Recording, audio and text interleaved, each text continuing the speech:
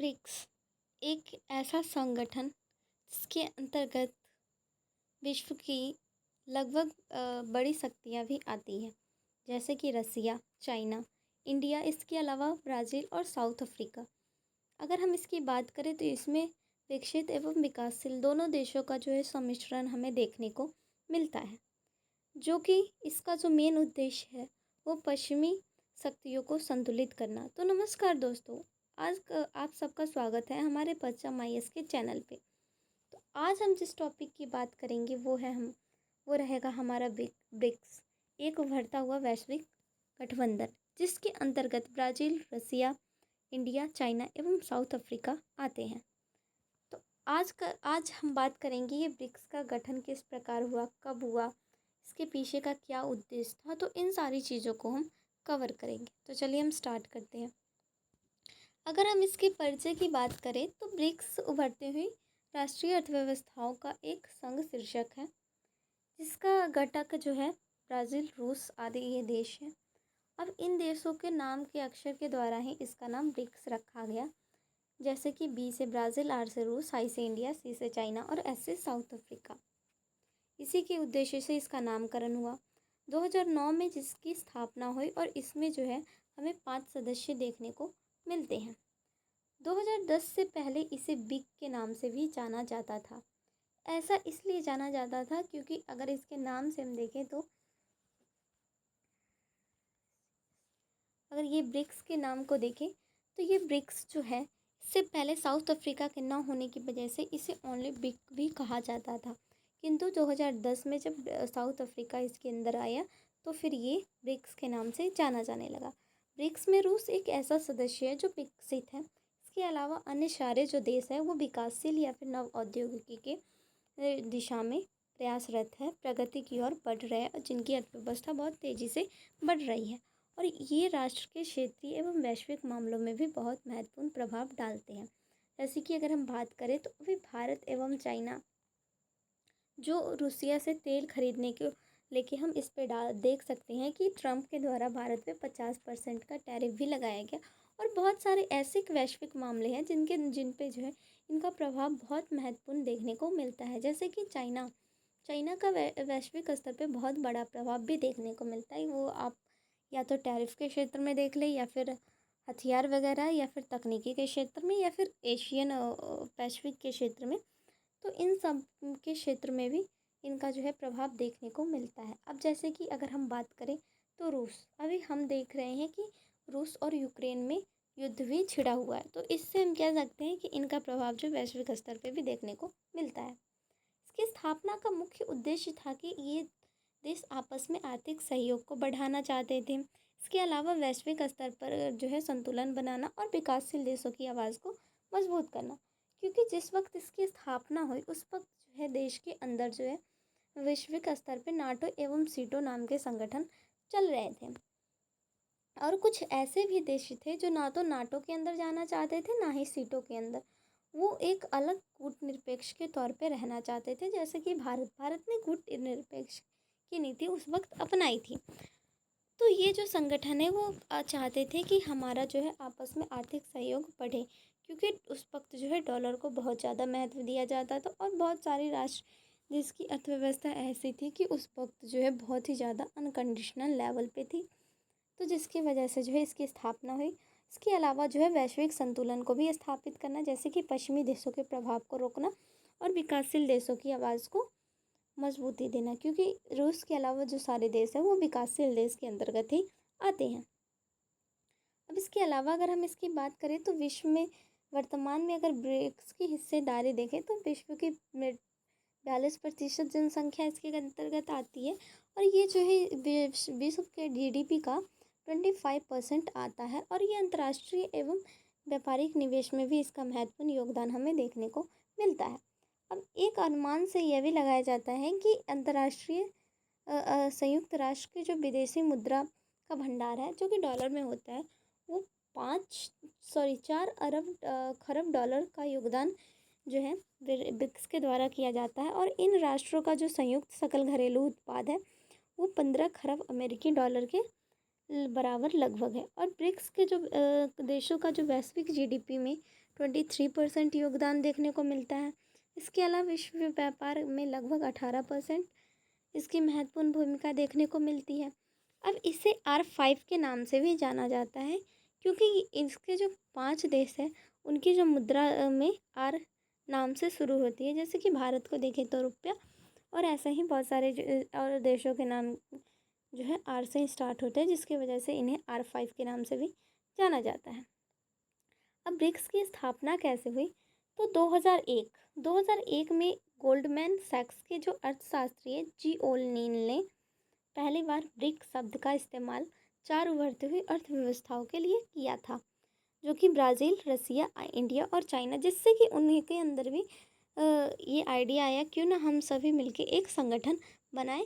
तो 2006 में इन चारों देशों के जो विदेश मंत्री थे वो यूएन की महासभा के दौरान अनौपचारिक रूप से इसकी बैठक करते हैं, और 2009 के यकेन रिंगबर्ग में इसकी सबसे पहली आधिकारिक बैठक ब्रिक की पहला शिखर बैठक किया गया था 2009 में रूस के अंतर्गत, और 2010 में साउथ अफ्रीका ने इसकी सदस्यता ली। इसके बाद जो है इस समूह का नाम ब्रिक से बदलकर ब्रिक्स रखा गया था। इसका गठन जो है 2006 में हुआ था, और पहली बार बैठक 2009 में, और 2010 में अमेरिका इसके अंतर्गत साउथ अफ्रीका जुड़ा, जिसका मुख्य उद्देश्य था पश्चिमी प्रभावों को संतुलित करना। अब अगर हम बात करें तो इसके सदस्य देशों में क्या महत्वपूर्ण चीज़ है, कौन सा देश किस चीज़ के लिए महत्वपूर्ण है? तो ब्राज़ील में कृषि एवं प्राकृतिक संसाधन के लिए बहुत महत्वपूर्ण माना जाता है। इसके अलावा अगर हम बात करें तो रूस जो है ऊर्जा, गैस एवं रक्षा शक्ति के क्षेत्र में बहुत ही महत्वपूर्ण है। अगर भारत की बात करें तो ये आईटी सेवा के क्षेत्र में एवं जनसंख्या के क्षेत्र में इसका महत्वपूर्ण योगदान भी हमें देखने को मिलता है। अब चाइना की अगर हम बात करें तो चाइना जो है निर्माण, व्यापार एवं निवेश के क्षेत्र में जो है इसका बहुत ही महत्वपूर्ण योगदान भी देखने को मिलता है।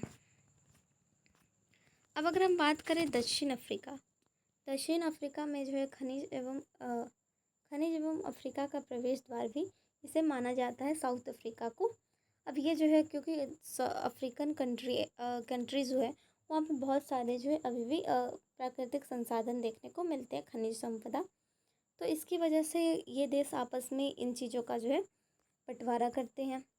अब ब्रिक्स को 7G समूह में जो है प्रमुख अर्थव्यवस्थाएं भी शामिल की जाती है। G7 के समूह में प्रमुख अर्थव्यवस्था के रूप में एवं भू राजनीतिक प्रतिद्वंदी भी माना जाता है, क्योंकि ब्रिक्स देशों ने कई प्रतिस्पर्धा पहलों को भी लागू किया गया था। अब इसे G7 में भी प्रतिद्वंदी के तौर पे देखा जाता है, क्योंकि ब्रिक्स के 2 देशों के द्वारा कई प्रतिस्पर्धा अन्य देशों से की गई थी, जैसे कि इनके द्वारा जो है new development bank, BRICS contingent reserve arrangement, BRICS pay, BRICS संयुक्त सांख्यिकी प्रकाशन, ब्रिक्स बेसिक रिजर्व मुद्रा, ये सारी चीज़ें इनके द्वारा चलाई भी गई थी। अब ब्रिक्स की प्रमुख उपलब्धियाँ क्या है? तो न्यू डेवलपमेंट बैंक, जिसकी जो स्थापना है वो संघाई में स्थित है, और इसका जो मुख्य उद्देश्य है विकास एवं परियोजनाओं और आधारभूत संरचनाओं के लिए ऋण को उपलब्ध कराना। इसके अलावा कॉन्टिजेंट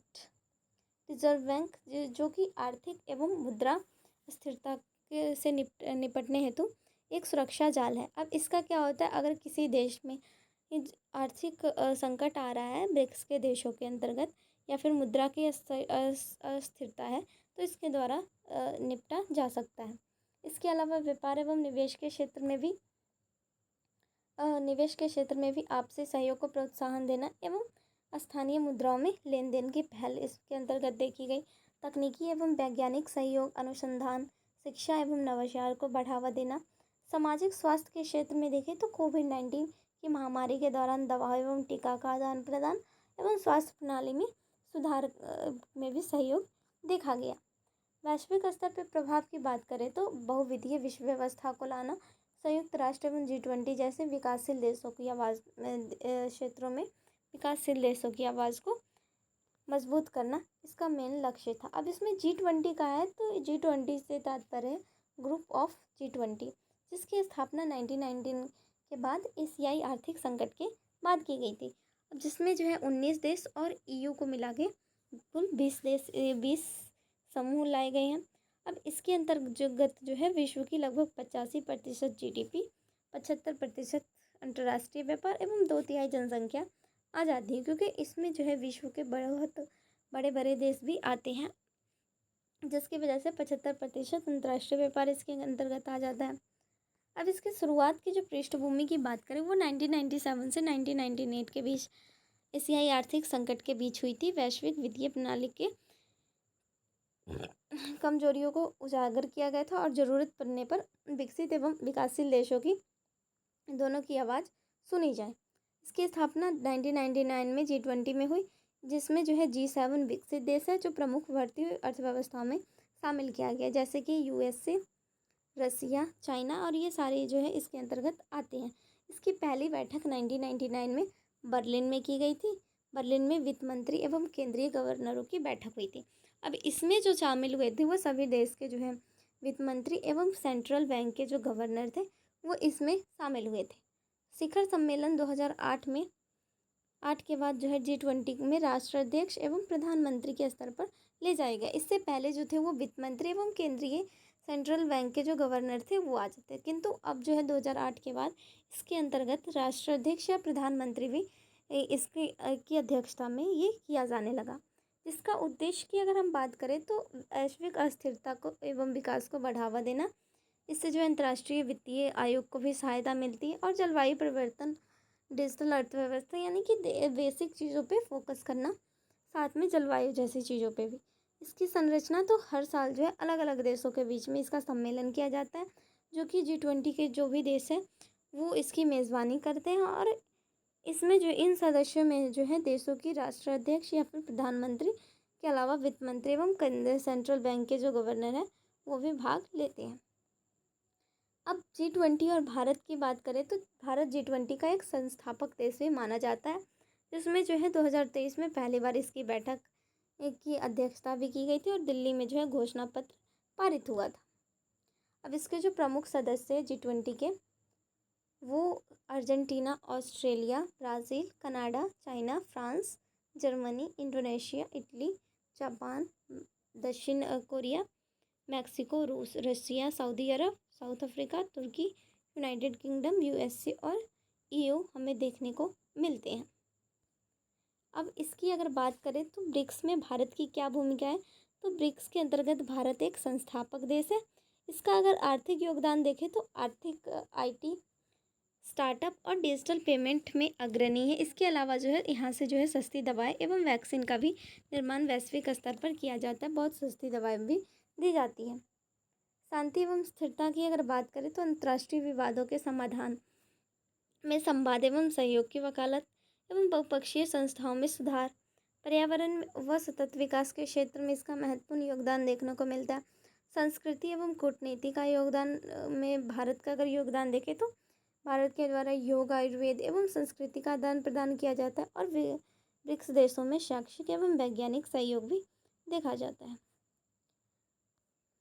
इसकी सबसे पहली बैठक की अगर हम बात करें तो वो रूस में की गई थी। इसके अलावा इसकी अभी तक 18 बैठक होने वाली है, जो कि 2025 में जो है ब्राज़ील में होगी, 2026 में भारत में देखने को मिलेगा। तो ये इसकी बैठक की लिस्ट है। अब इसके बीच की अगर चुनौतियाँ देखें तो देशों के बीच राजनीतिक मतभेद, चीन एवं भारत पर की सीमा विवाद, रूस यूक्रेन युद्ध का असर भी देखने को मिलता है, और आर्थिक असमानता के विकास दर में भी अंतर।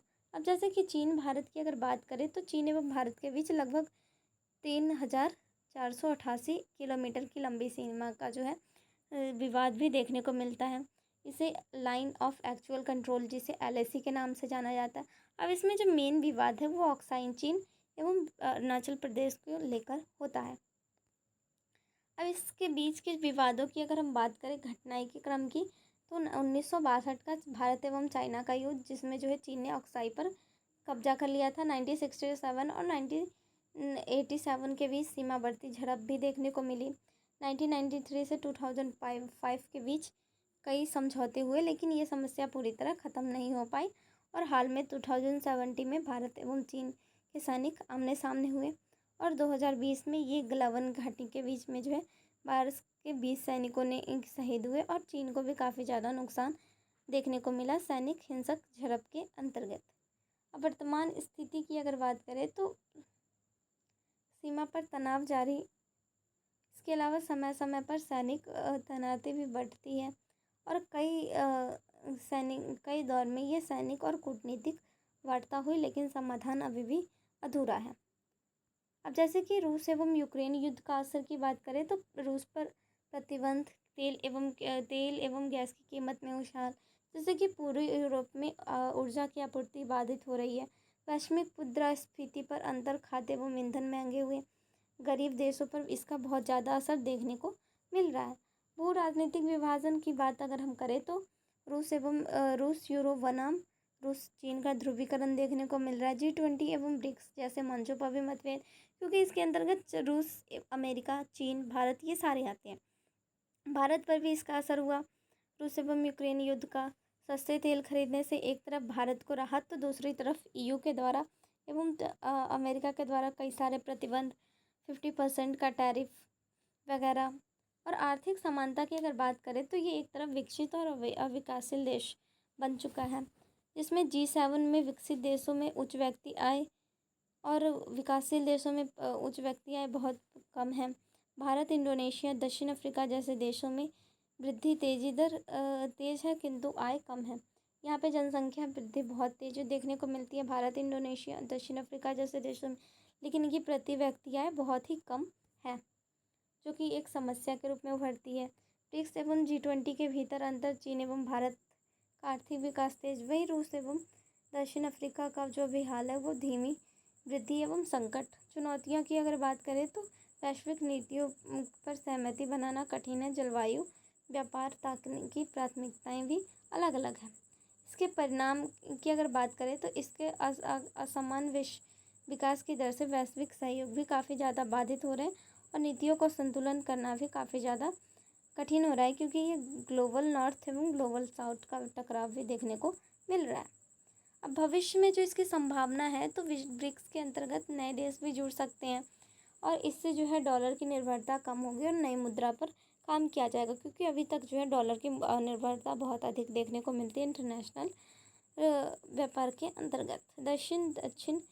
दक्षिण सहयोग को मजबूत करना और ऊर्जा, तकनीकी एवं जलवायु परिवर्तन पर भी साझेदारी देखने को मिलती है। निष्कर्ष क्या निकलता है इससे? हमें ये पता चलता है कि 21वीं सदी में ब्रिक्स जो एक उभरती हुई शक्ति का केंद्र है, जो कि न केवल आर्थिक संगठन बल्कि बहुध्रुवीय विश्व व्यवस्था का भी आधार है। भारत के लिए एक तरफ ये अवसर है तो दूसरी तरफ चुनौतियों को भी देखने को मिलती है। इसके साथ हमारा यह टॉपिक समाप्त होता है। अगर आपको ये वीडियो अच्छी लगे तो लाइक कर दीजिएगा।